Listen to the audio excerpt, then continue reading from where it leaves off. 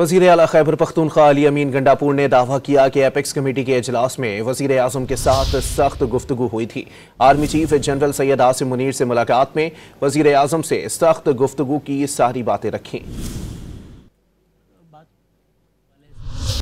اور بات ہوئی کوئی سیاسی حوالے سے جو حالات ہیں پی ڈی اے کے تحفظات میں، کل آپ کی آرمی چیف سے ملاقات ہوئی تو اس میں بات ہوئی؟ کل کا جو ایجنڈا تھا میری ایپیکس کمیٹی میں لاسٹ ٹائم ہوئی ہے بات، اس میں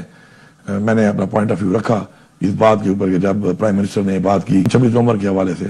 کہ جی یہ وہاں پہ جو ہے ہمارے خلاف یہ چلایا جا رہا ہے کہ جی لوگوں کو گولیاں ماری گئیں اور اس طرح کی بات، تو میں نے اس کو کنفرنٹ کیا پراپرلی اور میں اس کو بتایا کہ ایک تو آپ نے حرکت کی ہے، لوگوں کو گولیاں ماری ہیں کی موجودگی میں اور اوپر سے آپ ایسے غیر ذمہ دارانہ بیانات دے رہے ہیں یہاں بیٹھ کر اور آپ یہ ایکسپیکٹ کر رہے ہیں، تو اس پہ ہماری کافی ایک ہیٹڈ ہماری ڈیبیٹ کافی ہیٹڈ ہو گئی اور جب ہیٹڈ ڈیبیٹ چلی تو اس میں پھر یہ ہے کہ